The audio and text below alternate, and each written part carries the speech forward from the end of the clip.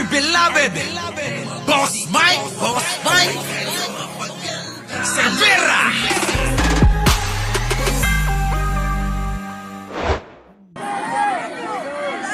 Pangako na ibinigay noong 2022. Liar! Oh, partida, bungal pa yan, ha? Oh, ano? Tara, kita mo yan, nag-iisa.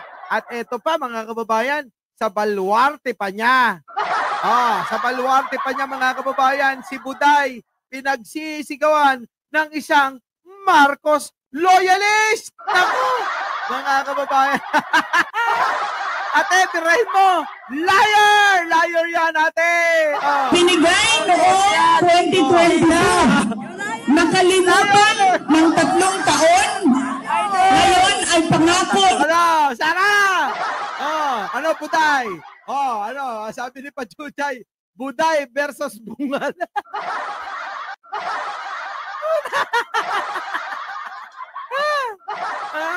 Nakahanap si Buday ng katapat, isang bungal. Grabe. Wala, ate. Ito.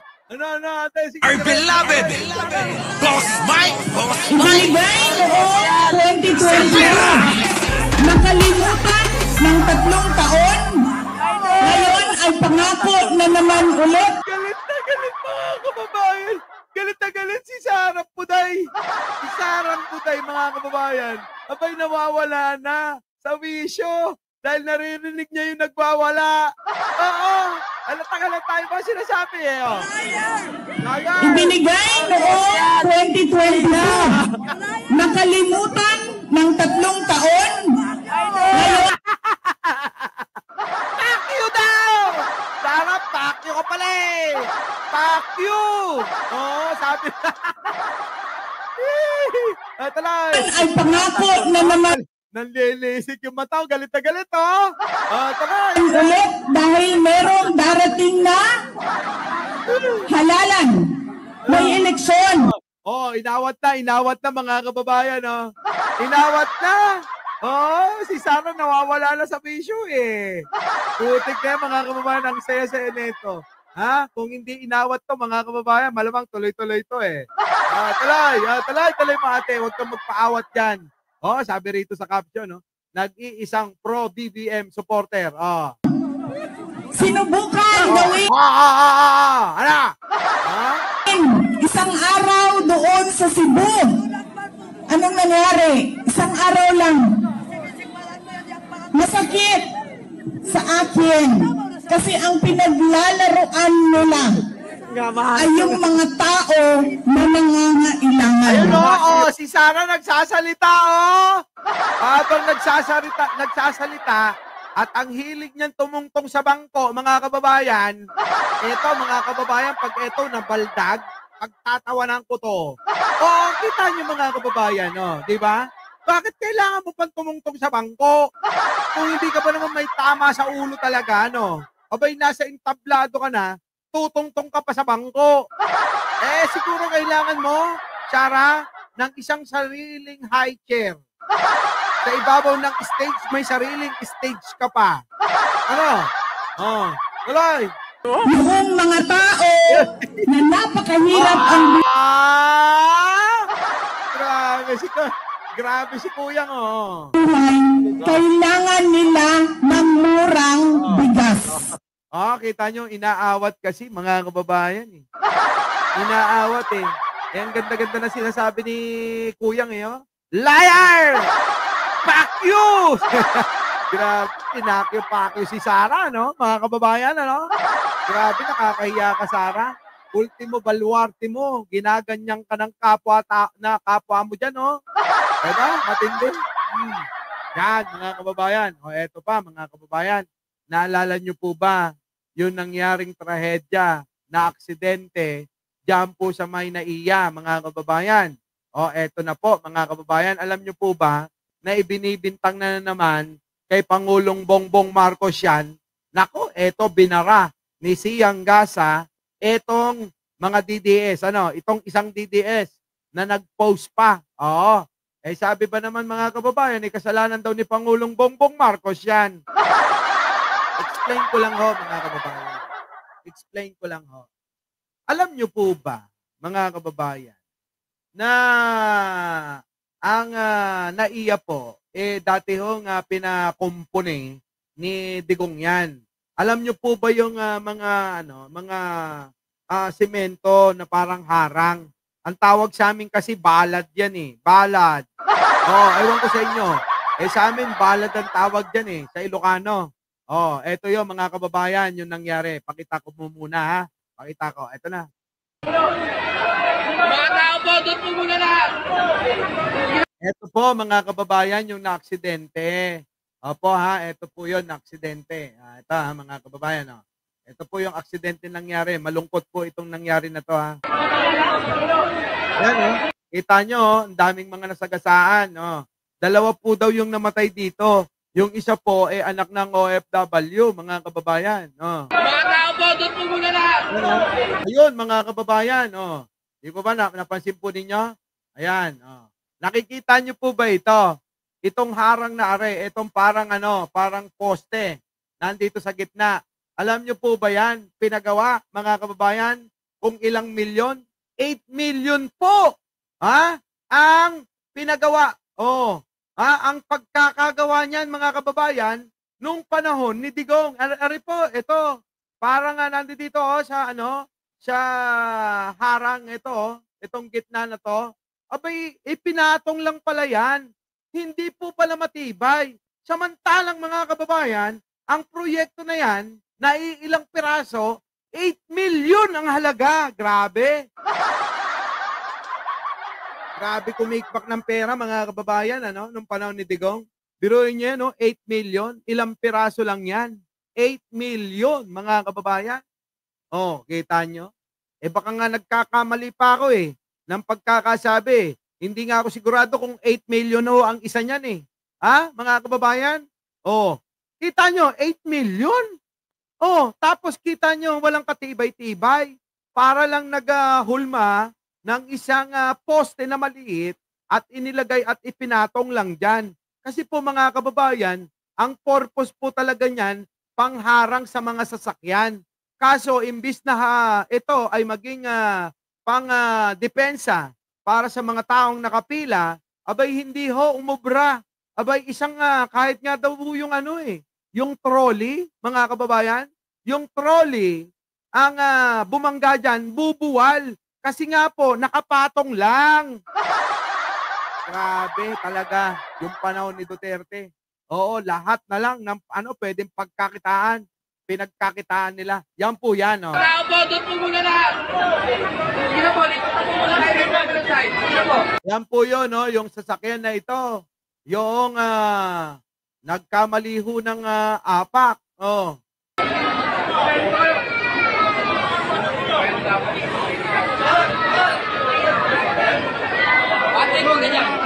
Yan. Oh, isa pa mga kababayan. Pakita natin isa pa, Boss Mike. Meron pa ba dyan? Oh, eto po yung ama naman noong naulila. Oh. Yan. Napakahirap po sa akin. Napakasakalap po sa pamilya namin. Yan po yung OFW, mga kababayan. Biruin ninyo, di ba? Abay susunduin lang yung tatay, mga kababayan, ng pamilya. Abay na-aksidente pa yung anak niya, mga kababayan. Biruin nyo yung pag-uwi po ninyo. Abay imbis na masaya kayo dahil makikita mo yung buo mong pamilya. Abay mga kababayan abay yung pa yung magiging sanhi ng pagkawala ng anak niya. Nangyari. Lalo po yun. Mahal na mahal ko po yun. Hindi ko po matanggap ang nangyari. Ay, sino ba naman makakatanggap po niyan, mga kababayan, di ba? Delia sa Coco. Hindi po yan matatanggap, Kia 99, ng basta-basta. Masakit po yan. Abay, pag uwi mo, gusto mo maging buo yung pamilya mo. Abay, matagal mong hindi nakita yung anak mo. Tapos yung pa yung magiging dahilan ng pagkawala niya, yung pagkasundo sa'yo. Nako, Diyos ko po. Oh, eto naman po mga kababayan. Oh, dahil nga po, ang mga DDS ay, isinisisi kay Pangulo, itong nangyaring trahedya, mga kababayan, may binara si Siyang Gasa. Eto, basahin nyo mga kababayan. Ano sabi riyan? Post ni Christian Albert Gasa. Si Siyang Gasa po ito. Post ng isa kong DDS na tropa palpak daw ang Marcos administration kasi substandard daw yung bollards sa NAIA. Yan, Terminal 1. Kaya maraming namatay. Chinat ko siya. Sabi ko, Duterte administration ang nagpagawa nun. Binlock niya ako. Grabe, di ba, mga kababayan? Totoo naman po, panahon po ni Duterte ho yun. Ulitin ko, pinagkakitaan po ng milyon-milyon. Abay, ilang piraso, mga kababayan, ang halaga, abay, sing halaga ng mansyon. Nai-imagine nyo po ba yung sinasabi ko? Pag nagpatayo po tayo ng bahay na malaki, mansyon, abay, 8 million, sobra-sobra na yon. Abay, baka akala ninyo, kita nyo kung ilang poste lang yon, mga kababayan. Poste lang na, singlaki lang ng ulo ni Bato yon. Diba, mga kababayan? Na singtangkad lang ni Along. Kita nyo? Singlaki lang ng ulo ni Bato at sintangkad lang ni Along. Mas maliit pa nga kay Along yun mga kababayan ang liit-liit nun Tiruin ninyo, isipin nyo na lang kung ilang poste lang yon. Abay, 8 million ang halaga nun. At nangyari po yan, tulad ng sinabi ni Christian ni Sian Gasa, na panahon po yan ni Digong nangyari. Ngayon, tanong ko sa inyo, bakit nyo sisihin si Pangulong Bongbong? At isa pa, eto pa, tandaan nyo hindi po porke nakaupo si Pangulong Bongbong tayo'y hindi magsasalita, mga kababayan. Kilala nyo naman ako. Sa mga taga-LTO, baka pwede nyo namang rebisahin yung mga kumuha ng mga lisensya na 10 taon. Kasi mayroong bali-balita na hindi na natutupad yung pagkuha ng tamang proseso ng lisensya. Diba? Kasing tangkad ni Dagul. Lamang ka lang ng konti kay Dagul no? Along? Mga kababayan, totoo yan Baka naman po sa panahon ni Pangulong Bongbong. Baka tinutuloy-tuloy pa rin yan. Sino po ba ang head ng LTO? Kami nananawagan. Siya head ng LTO. Pangulong Bongbong. Yung tao mo. Abay, baka tinuloy-tuloy nila yung minana nila na kultura nung panahon ni Digong na nakakapagkuha ng lisensya nang hindi dumadaan sa tamang proseso. Ibig sabihin, mga kababayan, binabayaran nila yung proseso na dapat nilang pagdaanan para makakuha ng pribileyo ng lisensya para makapagmaneho. Nakita nyo, mga kababayan, di ba? Sa mga taga-LTO, tinutuloy-tuloy nyo ba yan? Isipin nyo marami ng mga naaaksidente sa kalsada, lalong-lalo na yung ibang mga kamote rider. Kita nyo yung babae na kamakailan, ano yon? Yung ba'y dumaan sa proseso para makakuha ng lisensya? Abay, alamin nyo. Kita nyo, walang tamang pag-uugali sa kalsada. Akala mo, kapag may lisensya na sila, pwede na lang gawin lahat sa kalsada. Akala mo sila, siga na. Ang iinit ng mga ulo, mga kababayan. Kita nyo, yung mga rider, sa Antipolo, namatay pa yung isa. Akala nila kapag nagmaneho sila na, kanila na kalsada. Diba, mga kababayan? Kaya mga taga-LTO, naku, hindi ko kayo titigilan, Hindi ko kayo titigilan. Ayusin nyo yan. Yaang mga lisensya na dumadaan sa under the table. Huwag hong ganon. Sanayin nyo yung ating mga kababayan nang hindi nakakadamay itong mga taong ito na hindi dumaan sa tamang pag-aaral kung paano magmaneho. Ito, kininayo. Diba? Buti lang sana kung itong mga kumukuha ng lisensya na under the table, sila lang yung ma-aksidente at mamatay Hindi ho ganon. Nakakapandamay ng iba, mga kababayan. Baka sabihin nyo, hindi ako totoo dyan. Real talk yan. Hanggang sa ngayon, may mga ganyan. Kaya sa mga taga-LTO, puting inang yan. Pangulong Bongbong, bigyan mo na ng ultimatum. Bigyan nyo ng ultimatum itong mga ahensya ng LTO na hindi pa rin masawata, hindi pa rin masugpo, o sila na mismo ang nagpapaandar ng malasindikato na nagbebenta ng lisensya. Kininayo. Diba, mga kababayan? Tamang lagay lang. Alam nyo yan, mga kababayan. Unfair naman sa atin, mga kababayan. Tayo dumaan sa tamang proseso para makakuha ng lisensya. Diba? Maingat tayo sa kalsada, pero may mga balahura na mga nagmamaneho na kulang sa aral at kulang sa kaalaman. Kung paano magiging responsableng nagmamaneho. Di ba? Nakikita yung gamingkat. Hindi na mga nahiya ang kakapal ng mga mukha. Yan po, mga kababayan, ang ating nakalap ngayong gabi na mga balita.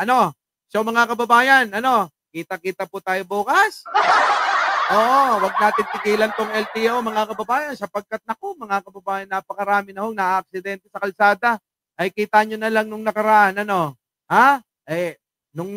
karambola na naman kanino. Diyan sa may EasyTex, diyan sa may South Luzon Expressway, diyan sa may NLEX, diyan sa may TPLEX, sa EDSA, Marcos Highway, kung saang kalsada, mga kababayan. Puro aksidente. Ano ang involved, mga kababayan? Kulang sa kaalaman ng tamang pagmamaneo. Bakit? Kasi hindi nila dinaan sa tamang proseso ang kanilang pagkuha ng lisensya. Di po ba, mga kababayan? NLEX, meron uli kanina. Ayan. Kita nyo, karambola, mga kababayan. Mag-ingat po tayo.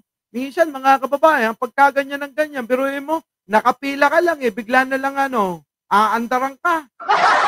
Bigla na lang may sasalpok sa'yo. Kinang yan. So mga kababayan, hanggang dito na lang, Kita-kita po tayo bukas. Muli, ako po ang inyong lingkod, Mike Cervera po, lagi nagsasabing, mali natin ang ating kapwa, pagdasal po natin lagi ang ating bansa. Magandang umaga, magandang hapon, at magandang gabi sa amandako ng mundo. Darong kayo, syempre, magandang buhay na rin para sa ating lahat. Maraming salamat po. Our beloved Boss Mike